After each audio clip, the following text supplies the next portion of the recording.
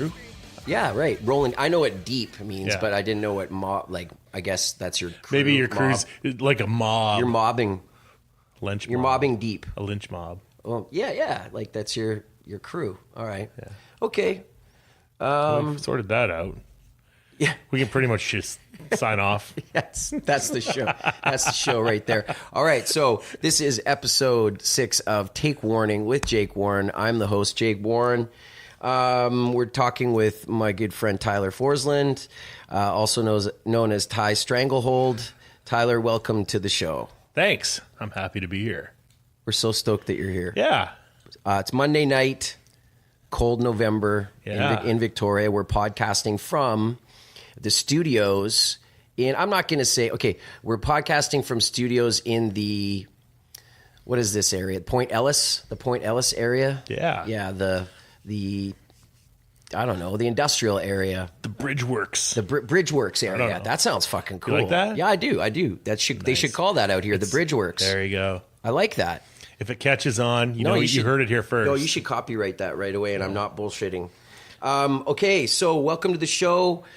Tonight we're talking to Tyler, and again, it's a very, I guess not a local centric, it's a West Coast show tonight. We're talking about your involvement in punk rock music for all these years, where you grew up, and like I said, we didn't need to.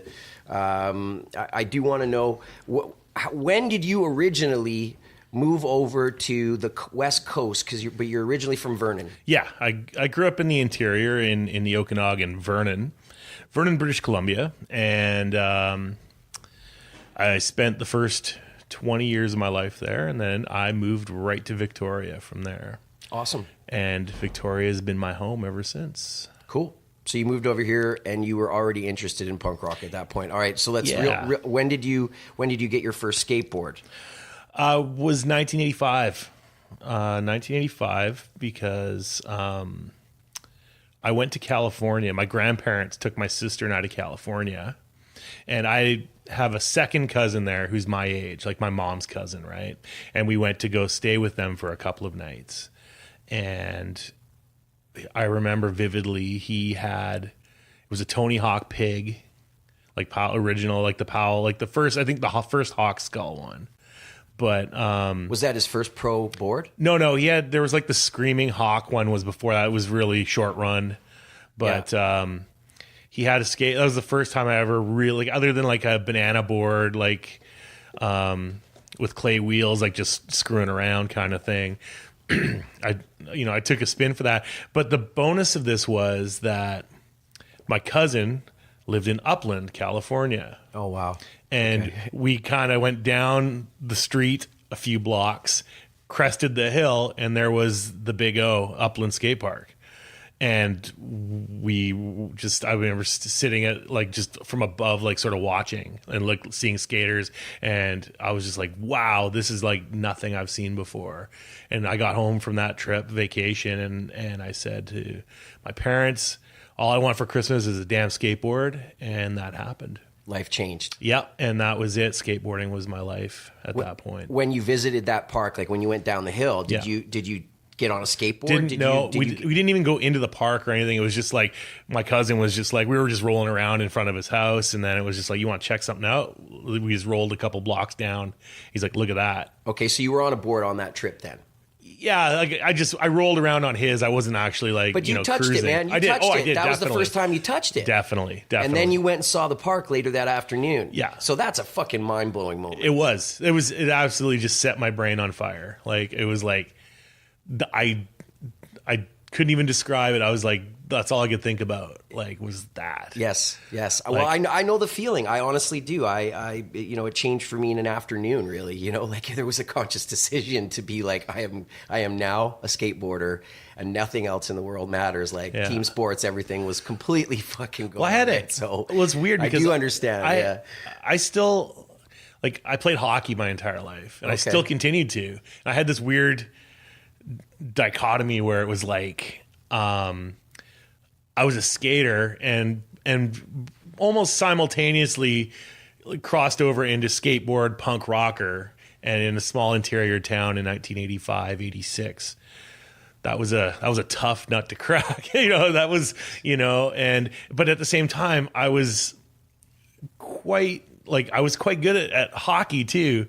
So like the jocks weren't going to fuck with me too much because they're like, yeah, he's weird. He's got weird hair and he's got weird music and he rides a skateboard around, but at the same time, he's really good at this and that's what we like. So we're just going to get it. So I had a bit of a pass there. As far as the jocks were concerned, I kind of had a bit of a pass. The metalheads were another story.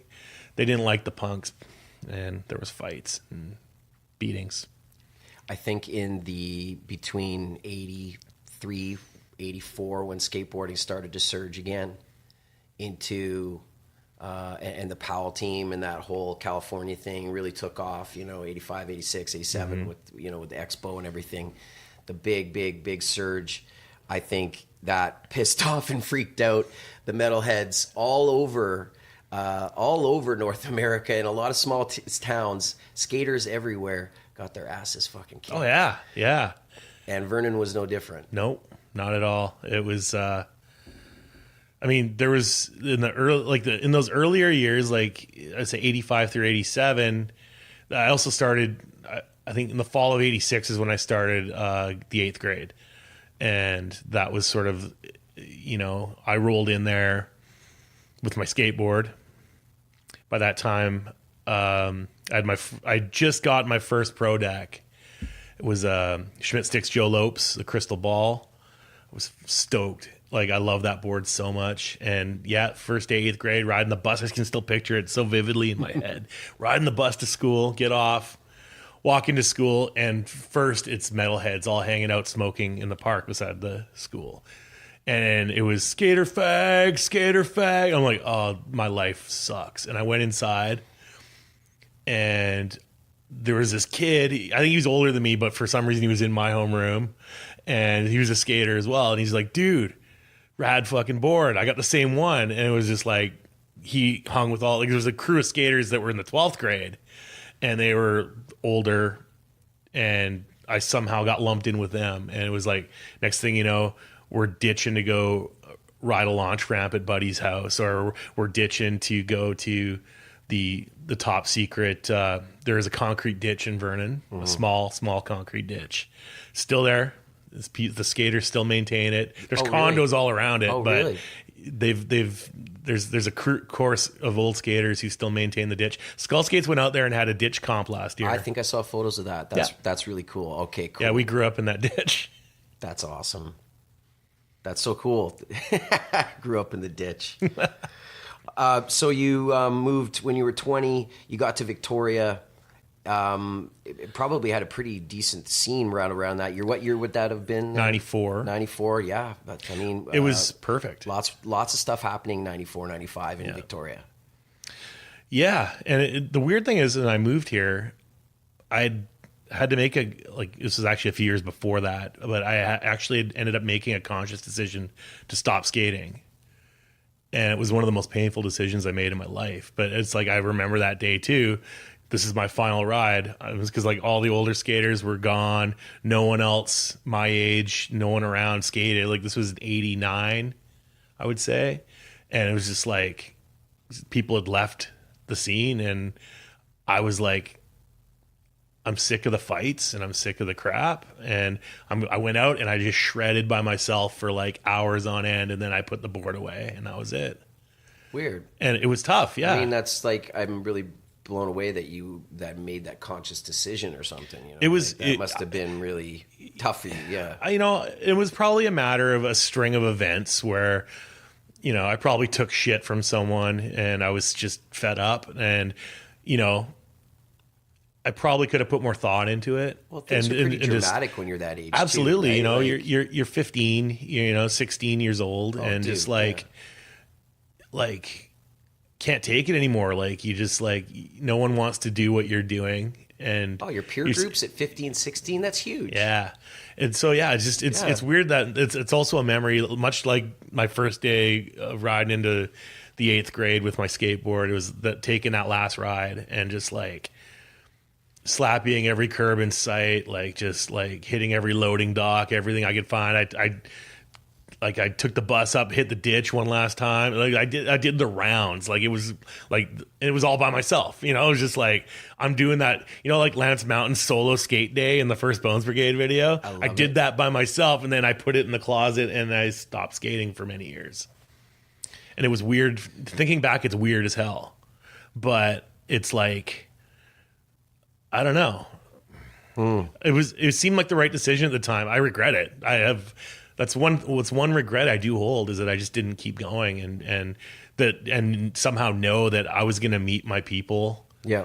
And in 94 was when I got here, and like that was where music took over, because I mean, I was fully into music all the way through, but I was never part of a scene because there was no one making music in Vernon. Like, I didn't know anyone who had a band. No shows happened there. Can you name any bands from your youth in Vernon? No. Not a single one? No. What about going to shows in neighboring cities, towns? Well, it's funny. Road trips and stuff, man. It's funny. There was a foiled road trip in 1986. My friend and I wanted to go see SNFU and Kamloops more than anything. SNFU, it was 86.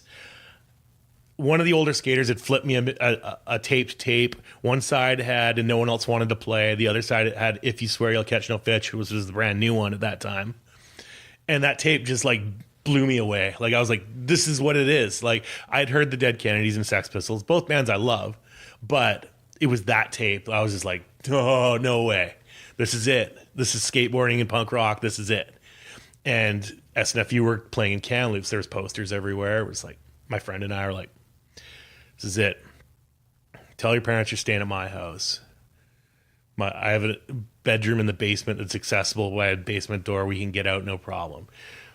We're going to hitchhike to Kamloops. We'll get there. It'll be rad. That's all. That was the plan. The entire plan. Nobody wants to pick up a couple of 12-year-old, 13-year-olds with skateboards at 8 at night hitchhiking to Kamloops, which is an hour and a half away from Vernon.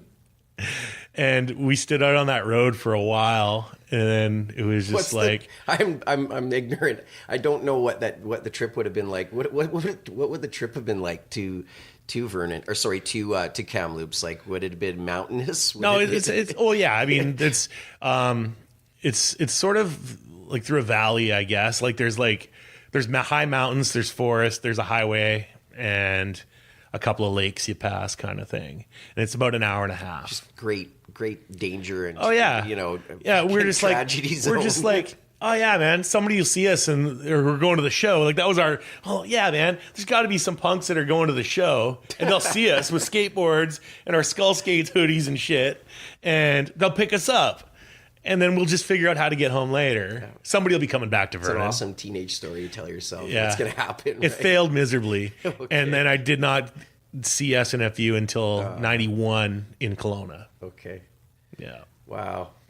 So so not a ton of shows then before you moved over to the island. Well, I started going to shows, like leaving Vernon to go to shows in Vancouver, and then actually some in Victoria, like the year before. I mean, in a nutshell, I came here with a girl. Like I had a girlfriend who was going to UVic, and we were together the year before I moved here, and she was going to UVic. So I would just come down to Victoria generally when she would tell me like there was a good band playing, and I'd come down, we'd go see the bands, and then I was like, I love this town, and I'm moving here next year, and I did, and then I started meeting local bands, and that was sort of, it's funny, I was playing records yesterday. I spend a lot of time on the weekends just listening to coffee and drinking records. No, it's the other way around. Yeah. Just listening to records and drinking coffee in the morning and stuff like that. And yesterday I decided it was compilation Sunday, so I just played compilation records, and I pulled out "Fuck the Commonwealth," and that came out in 1994 for when the Commonwealth Games were here, right? And that was the year I moved here. And that was I bought the CD when I first got here. I was like, a whole ton of Victoria and Ontario bands. And I was like, I don't know any of these bands. All I knew of Victoria was generally No Means No, Dayglow Abortions, and Bum. Those are the 3 bands I knew of. I liked them all. Yeah. And all worthy bands. And all different sounding from each other, like completely. So I was like, yeah, who are these guys?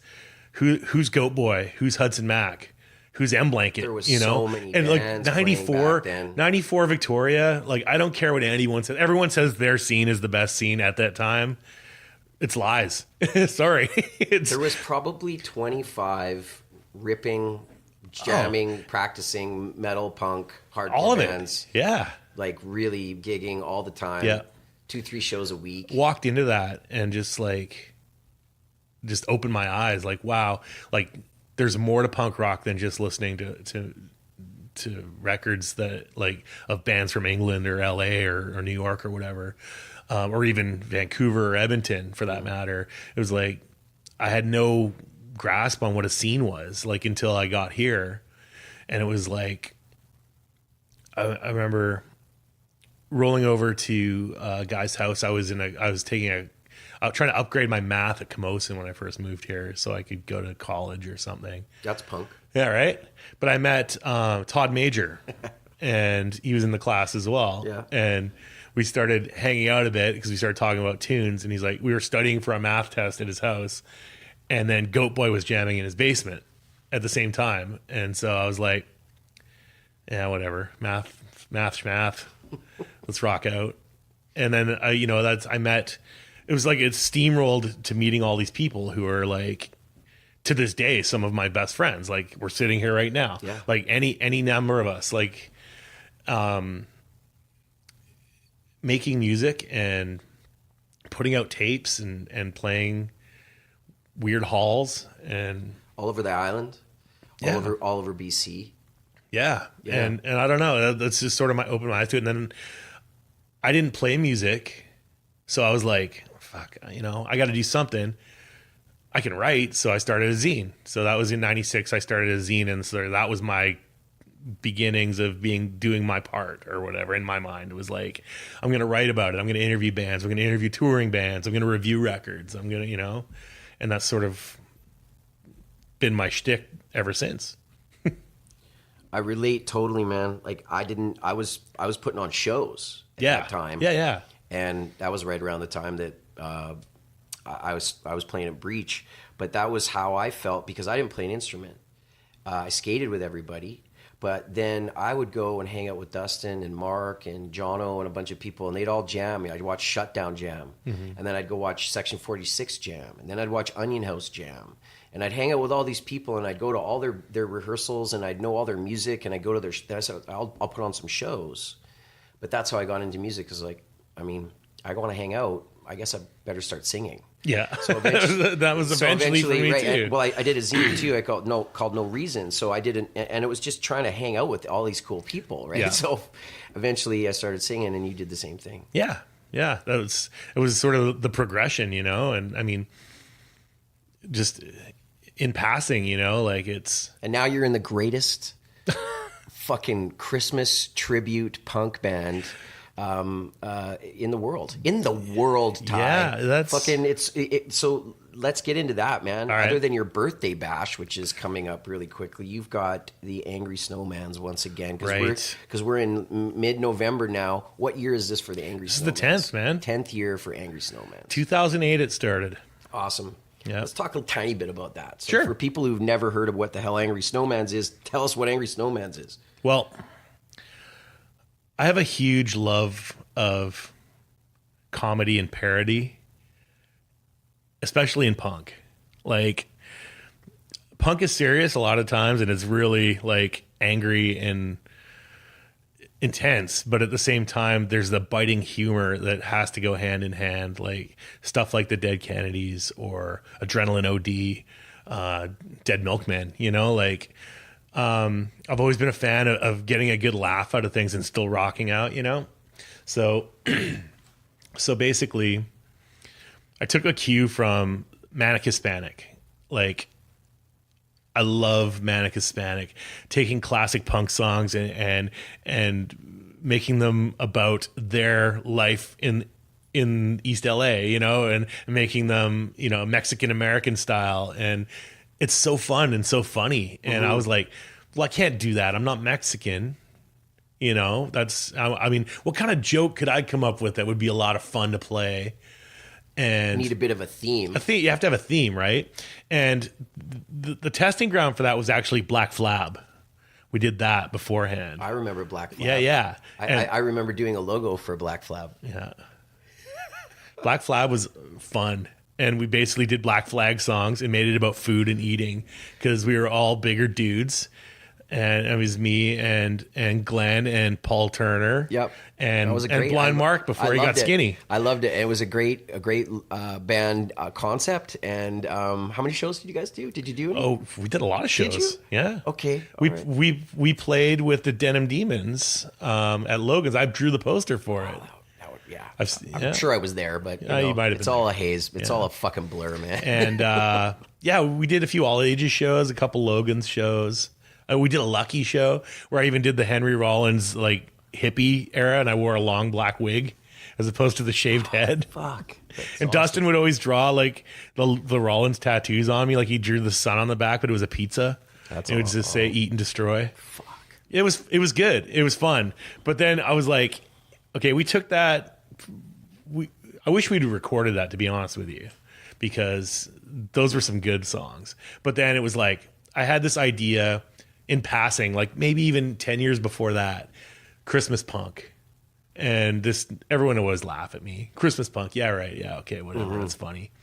And then 2008 was the first year I could actually convince anyone to get on board and just practice it. I'd written the lyrics for like 30 songs at that point. And I said, Jono was one, and I was like, dude, just hear me out. And people are just like, he's like, I don't know. I'm like, just give me 1 year. That was going to be a 1 year thing. Like, we're going to have a Christmas party for the punks in Victoria. We're going to play these songs. It'll be hilarious. And then that was it. We played the one show the first year here at Logan's. And oddly enough, the day after Boxing Day, we played on the 27th. And that always struck me as weird too. But people went nuts. Everyone loved it. So we had agreed at that point we were going to do it again. And then the second year we added Vancouver and Seattle to the mix. And you've taken it as far south as? Los Angeles, or San Diego, actually. And you played a bunch of shows down there at that time, right? We played 5 shows in 4 days. We played 2 shows on the last day. I don't recommend doing that. Yeah. The voice was blown out in Hollywood. Blown out in Hollywood. There's an autobiography title right there. Yeah, right. Angry Snowman's playing December 15th. Yes, yeah. At Logan's Pub. All right. Well, I'm going to just really quickly mention some sponsors here. The Green Haired Freak, which is hey man, listen. If you want to avoid smoking and take it easy on your throat, you should get yourself some of these Green Haired Freak gummies because you eat them and they're tasty. They're really tasty and they'll make you laugh. Follow the instructions. Keep away from your children and your pets. This is a product for adults only. The Green Haired Freak. Hey, that was pretty good, eh? I just fucking yeah. It's almost all right. Yeah. All right, and of course we're always podcasting from Absolute Turner. I just gave away the location, didn't I? Okay. He said to say that though. I did. He did, but we're not podcasting from there. We're podcasting from a studio close to Absolute Turner Street. But they're one of our sponsors in the Bridgeworks. In the Bridgeworks, we're sponsored by Absolute Turner Street. Hush Hush. Also 19 plus, Bullet Records, which is a local record label, and they have some music that we always play on the show. And I bounce back and forth between the Ron Reyes song that he did with Class of 1984, and which is Torment Me, and I also do some other Class of 1984 stuff. Maybe we'll play some stuff from Stiff Hombre. We could do that on the show, other than Angry Snowman's. Yeah. All right, December the 15th at Logan's.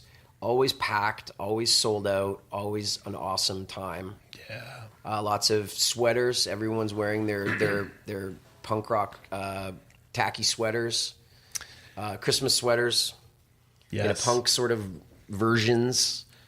This is cool. I think that once you start, hell, I dare say it, maturing and saving money and planning and doing things like that, and not blowing it all week long and not having rent money like, I used to live back in my 20s, 30s, or maybe even 40s. At certain times in my 40s. Speaking of my, I'm with you. I'm totally with you. You know what? It ain't easy growing up. But when you turn 45, it's a big deal. And why not, for your 45th birthday, spend a bit of money that you've saved on bringing some of your favorite bands to your city and having a fucking wicked weekend birthday bash. And that's what you decided to do. That is. The only part you might not have right there is the saving the money up part. So it's no different than when you were 25. Exactly. Awesome. I had some help from some really generous friends, namely 737 Productions and Ira from Absolute Underground. Oh, God, those fronted me a little bit of money to pay for those plane tickets. Beautiful people. Of course, they'll be being paid back no matter what happens. People. I think we're going to have Chuck and Esther on the show. That's a great idea. Yeah. We tried this last week and it didn't work out, but we're going to do it next week. So, okay, your birthday show. Yes. I don't know. Turning 45. I kind of got the bug a few years ago. I brought another favorite of mine and my wife Elise, the Hex Dispensers from Texas, for her birthday. It was not a banner year, but it was after the fact because we set up a little mini tour with the Hex Dispensers and we had a blast and they had a blast. And I thought to myself early this year, I was like, 45. It's kind of a banner year. I know 50's kind of your standard. 45, that's legit. And my whole thing was like, I'm big into records. I'm like, 45 RPM. It's 45. It's catchy. Yeah, dude. And then I started thinking about bands and, time and time again, I go back to Todd Congealier from Recess Records. And Todd is a pro skater from the late 80s, early 90s. He also started the hardcore band FYP around 1990. And from the first moment I heard them, I love that band. And, excuse me. And I continued to, like, all through the 90s. And then in 2000, the members they pulled the Descendants is what they did. Remember how the Descendants' last album was called All? And then they became All after that? In the mid 80s? Yes. FYP's last album was called Toys That Kill. And then a year later, Toys That Kill came out with their first album, The Citizen Abortion. And I was like floored. I was like, this band rules. And over the course of the 2000s, I went and saw them in California and Texas and Seattle, Vancouver. Became a bit kind of friends with them. And I was like, on a whim, hey, if I was to get you guys plane tickets, would you be able to come up and play for my birthday? And Todd was like, let me check, but I think so. Yeah, I got to check with all the guys. And then they have a new band called Clown Sounds. And he's like, there's 2 extra guys, but if we brought the 2 extra guys, we could do Clown Sounds the second night and Toys That Kill the first night. And I was like, yeah, I was really hoping you guys might be able to bust out FYP. They do that every now and again. He's like, oh, we couldn't do a full FYP set, but I'll tell you what. Recently, we did a partial FYP set during the Toys That Kill set, and it worked really well. So we'd be willing to do that. Oh, man. For your birthday. And I'm like, thanks, Todd. Solid hook. Yeah. So I went to Chuck and Esther, and I went to Ira, and Jared Amos as well as another person who is a kindly benefactor. And I said, okay, I need to come up with some bread for plane tickets. I'll pay you guys, when we sell the tickets, sell the show. And I said, if for some reason it bombs, you won't lose. I'll just pay you out, albeit over a little bit of time. But I'm not concerned about that because it's just the kind of a lineup that doesn't happen that often in Victoria. And and you don't want me to cry on my birthday. No, man, it's what a brilliant scheme. I think this is awesome. Elise and I were talking about it. I was like, before I pulled the trigger on the tickets, right? Because it's like a lot of money. And I said, should I do this? Are we sure? This is the last chance, basically. And basically her opinion, and I agree, is that how much money would you spend to travel to see a band of that caliber? And I've proven it a lot. So why not have them come stay with me for 3 days, party it up, and play in my hometown? And I mean, that's worth something to me. And create a major memory. Yeah. Yeah, well, that's awesome. It fucking takes and have a bunch of my friends who, if I was traveling to go see him, I wouldn't be hanging with a bunch of my friends. You get to celebrate it with all I have the friends in people at other home. towns too, but it's not like hometown friends. No, of right? course, no, of course. That's amazing. Yeah, and a great way to kind of look at it too about traveling to see another band and how much money you'd spend. I mean, shit, on a road trip to Vancouver, it costs about $500. Easy. Yeah, yeah, for two people. And that's if that's if you have a friend's house to stay at. If you got to get a hotel room, yeah. Yeah, you're stuck at the ferry terminal for 6 sailing wait. Yeah. You got to live there for a weekend. Oh my God. And we even considered doing like tagging on Vancouver and Seattle shows for these guys. And then I discussed it with them, and I think we all decided it's like, nah, nope. Fly right into Victoria. They're flying into Victoria International Airport. You're going to spend a ton of money in Vancouver, and the travel from Vancouver over to Victoria is also really expensive. So why bother? It's a headache. And maybe, just maybe, for once, those Vancouver and Seattle peeps who never have to go anywhere to see a show can jump on a boat. Come on up and see Ty's birthday. In person, celebrate and see some awesome bands. And also, speaking of Vancouver, awesome Vancouver band Needles Pins, also playing Saturday night as well. Yeah. That's so cool. It takes a village, man. Yeah. Look at all these people coming together to make this cool thing happen.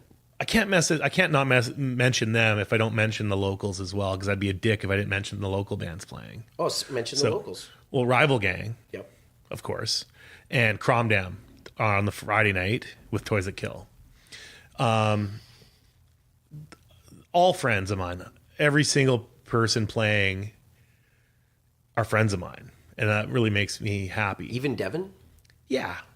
Even Devin. Of course, Devin. What are you talking about? I just always take the piss at Devin. Fair enough. Even Devin.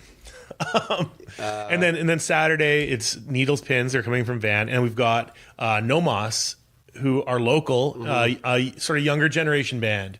I don't know them personally that well, but I had them play when we did a show.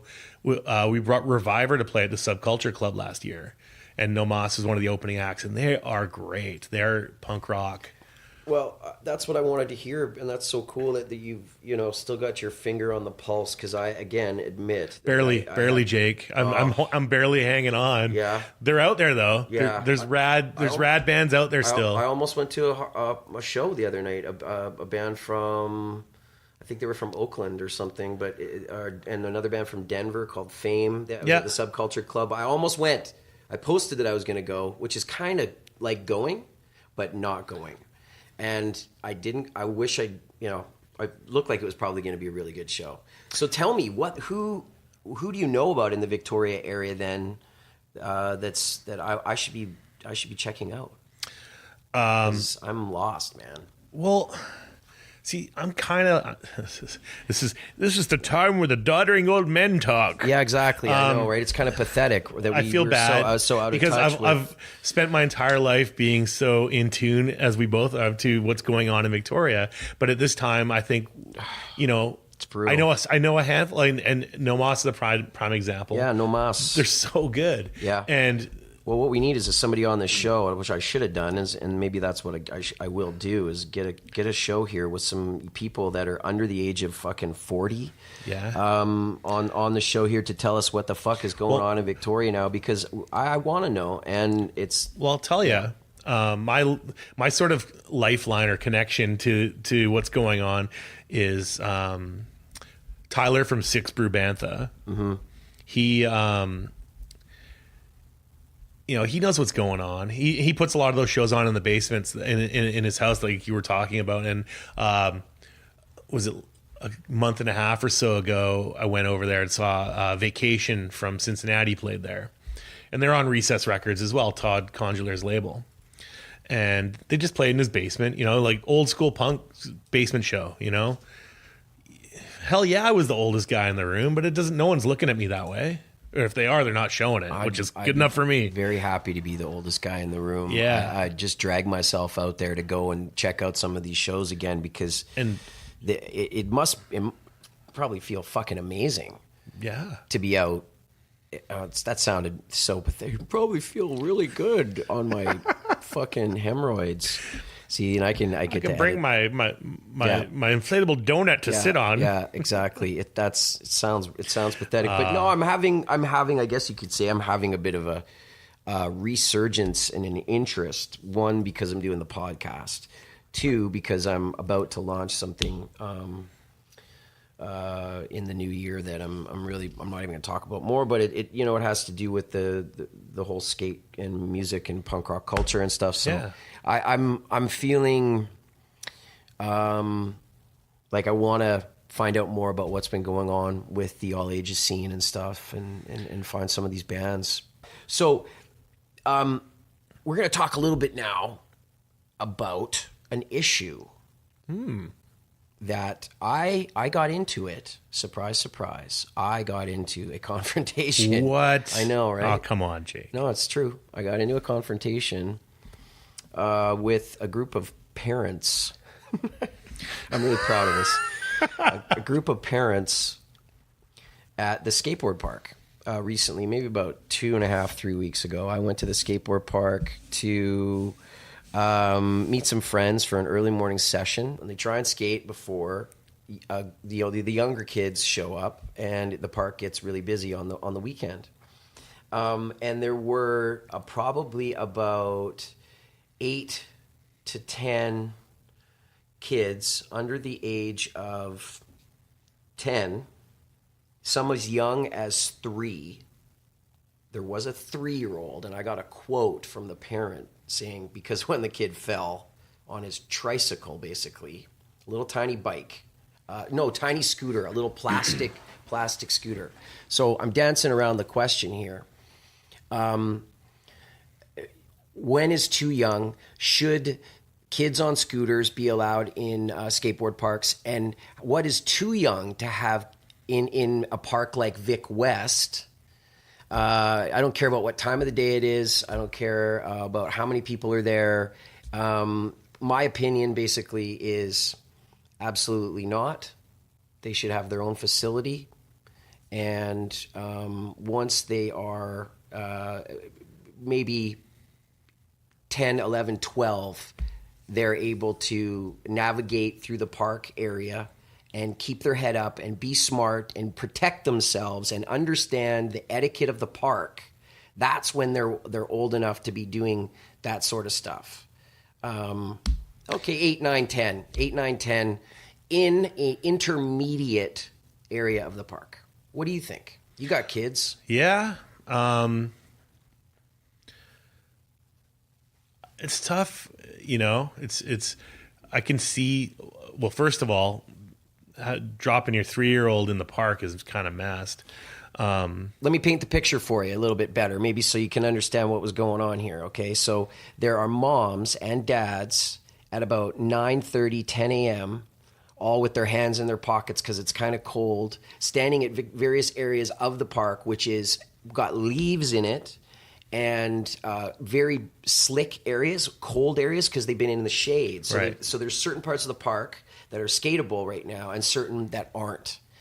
And there are kids 4, 5, 6, 7, 8 years old with helmets that are riding in on huge transitions. Right. And my argument is that this park has been built by skateboard park designers. It was built for 3 uses: BMX, okay, skateboarding first, BMX, and rollerblading. Okay, scootering has sort of developed since the park was built and since the surge of the skateboard parks. Right. The parks being built all over North America and all over the world.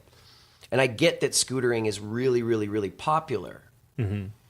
But my concern isn't for scootering necessarily. Yeah. But the very young kids having access to concrete bowls that are 10, 11, 12 feet deep.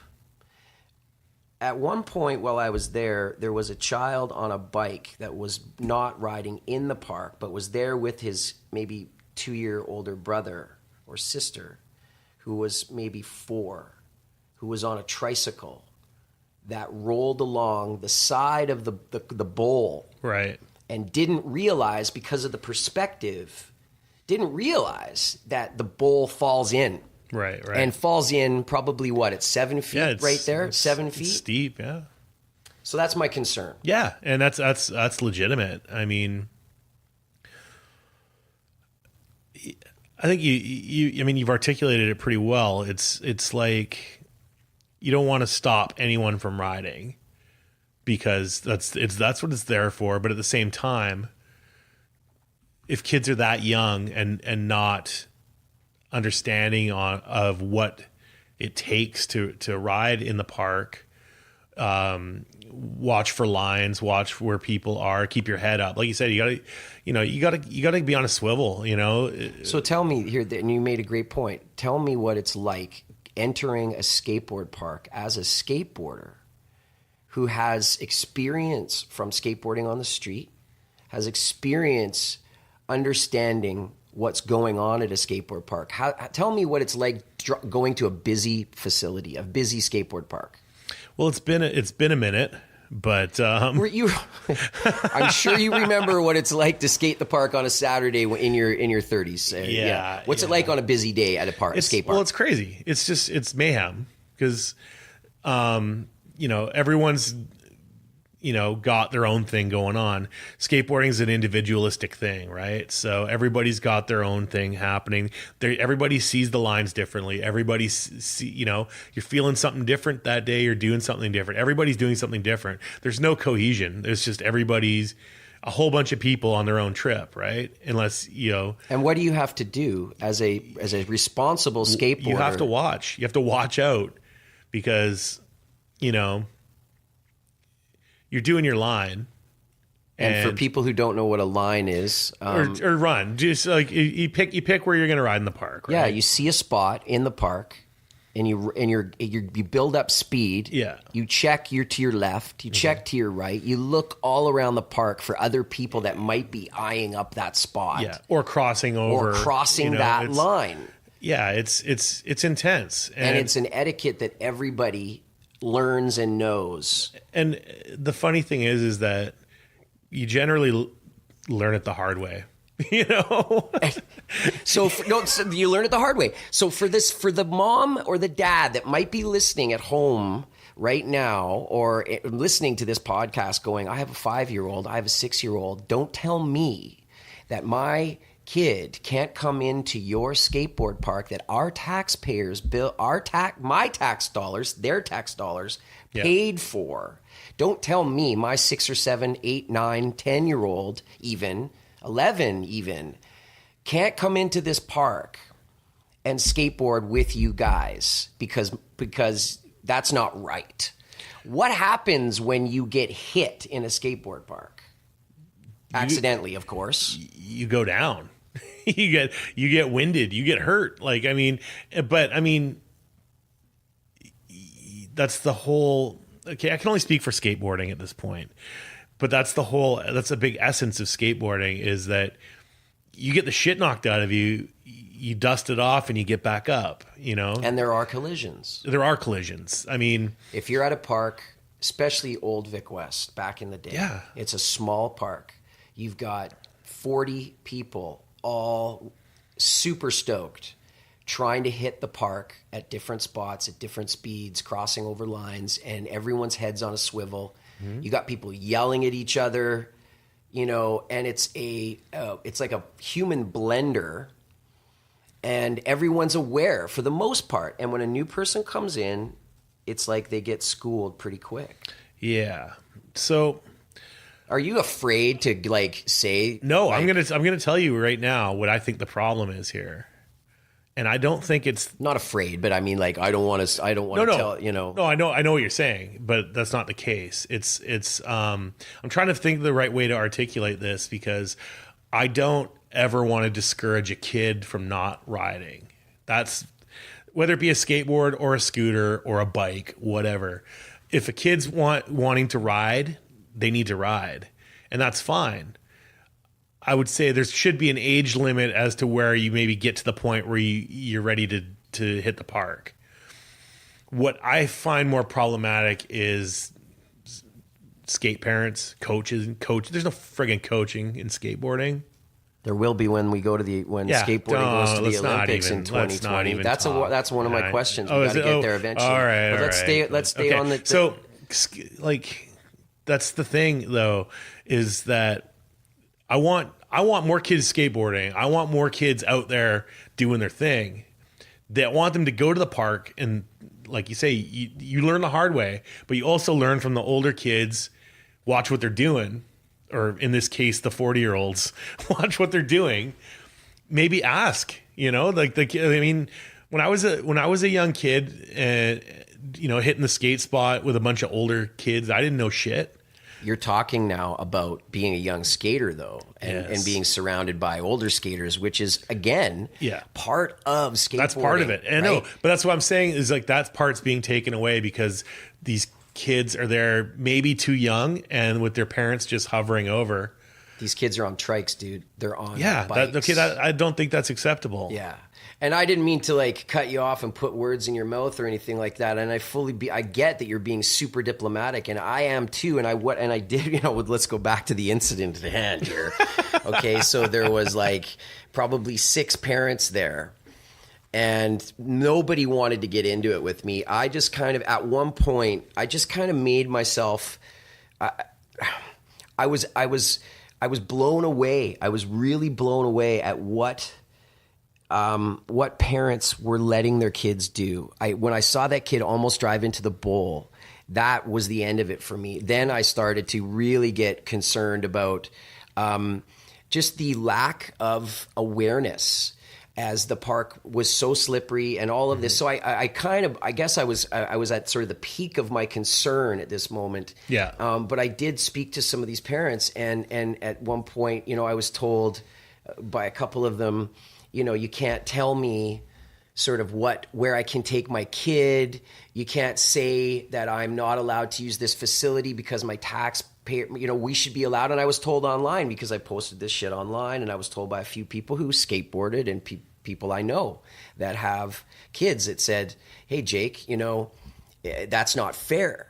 And I will stand by it to this day, because I remember going to the old Vic West Esquimalt Park by the Esquimalt High School. It was called McDonald Park, and it was back in the early 80s, the late 70s. It was there. And I remember being on my bike. I remember racking myself brutally on a little tiny 10-speed type bike that I had. I was probably around 9 years old. I was not on a skateboard. This thing was treacherous. I don't know if you've ever seen any footage of that park. It's I have. Crazy park, right? And the park over in Cedar Hill, that the legendary story of the BMXer who got really, really hurt, and then they shut the bowl down, they cracked it and filled it in with dirt, and we never saw it again. And now there's a golf course on it or whatever, right? So the biggest concern back in the day for so many people when we got these parks built, and again, that's where my ownership and my passion comes through and my frustration comes through, is that all the work that we did to get the park built. And then for parents, I think, who are just being a little too, they're ignorant, and they're just a little too trusting. They have not seen. So what I did, and for listeners at home, please go to YouTube and watch, look up scooter kids getting hit at skate parks. Because that's all I have to say, really, is look at the footage and tell me when a good time and a good age is for a kid to come into the park on rollerblades or scooters or skateboards, because I firmly believe that skateboard parks should be all user parks. This is my solution to the problem. I'm not just going to complain about it. I actually have a solution. Every park that gets built from now on, every big skateboard facility should have an intermediate area. It should have a beginner's area. Yeah. That is a low-lying, so you don't build up huge amounts of speed, because that's where it doesn't matter. Like, you can't say to someone, hey, that guy should have been looking out. Because that guy's 200 pounds and he's coming over a concrete berm or embankment that is 6 feet high. Yeah. And he's traveling at 25, 30 miles an hour. And when he hits your 4-year-old or your 5-year-old who accidentally rolled in front of him without knowing, it's lights out. And and that's we don't want that to happen. So just no, that sounds legitimate. It's like asking a kid on a bike to go out into the road and ask motorists and road to just sort of navigate around them. It really is the same thing. And so for people out there who think that there is a place for scooters and there is a place for young kids on these smaller plastic toy-like scooters at a young age, I believe that they should get together like we did. They should form an organization and a society like we did. And they should go to city council and they should put their groups and their money, because there's probably a lot of money there from the families, and work together with some grants and get these smaller, more intermediate facilities built. And then when they're older and these scooter kids are in their early teens and they realize that none of them can get laid because they ride scooters, they will all start skateboarding. And that's my final say on that. You don't have to agree with me, Ty. It's my fucking show. It holds water. It holds water. Well said. Thank you. I ranted there. The whole time your eyes were just like, oh my God, when is he going to stop? Hey, it's, I'm concerned about it. I wouldn't let my kid do it. I know skaters that have been skating a ton of years who don't let their kids come into the park. That's what it comes down to, is I don't want to see kids not skate. That's the last thing I ever want to see. Exactly. But you gotta learn somewhere. What's the adage is you got to walk before you can run? Exactly. And again, I am not discouraging your kid from scootering or from rollerblading or from doing anything that gets them out there and that's active and that's, athletic and sport. That's fantastic. I think they should do that as much as possible. But what they should do is be very, very, very aware of how fucking dangerous these big concrete parks are, and uncontrollable, especially when they're busy or covered in frost or leaves. You guys don't know because you've never had the slams that we've had. You don't know because you didn't grow up doing this shit.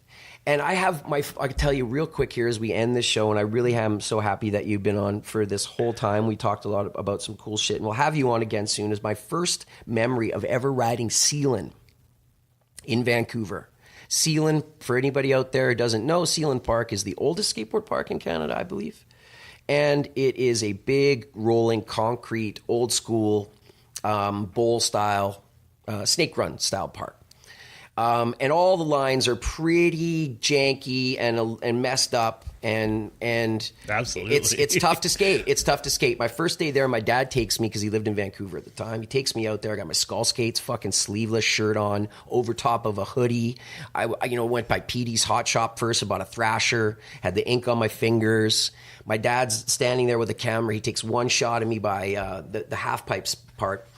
And I didn't roll in. I just skated past it. So I have a photo of that moment. And then I told him to leave. He drove all the way back to the West End.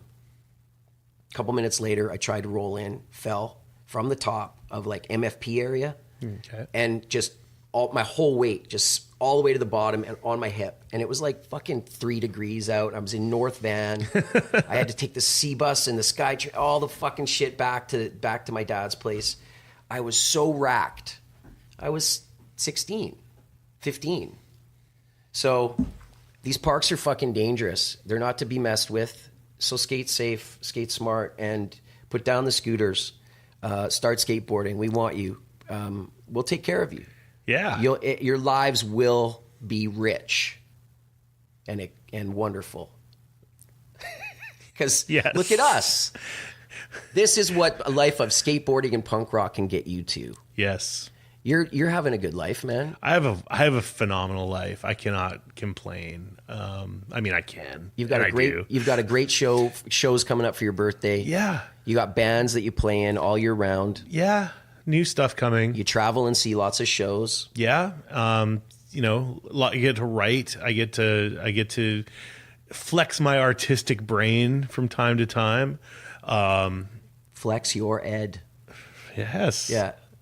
I don't know. I'm turning 45, and you know, maybe 25 years ago, I wouldn't have been able to picture myself at this age doing what I do, but I still do it, and I have fun. I have great family and great friends that, you know, we all do this stuff and we all enjoy it. And, you know, punk rock has always been a young person's game typically, but it's not necessarily. It's just, if you're young in the brain, it could go on forever. Thank you, Tyler Forsland, for joining us here on Take Warning with Jake Warren. Anytime. We talked about everything, and there's still so much more to talk about. Real quick, in closing, indie or thunder?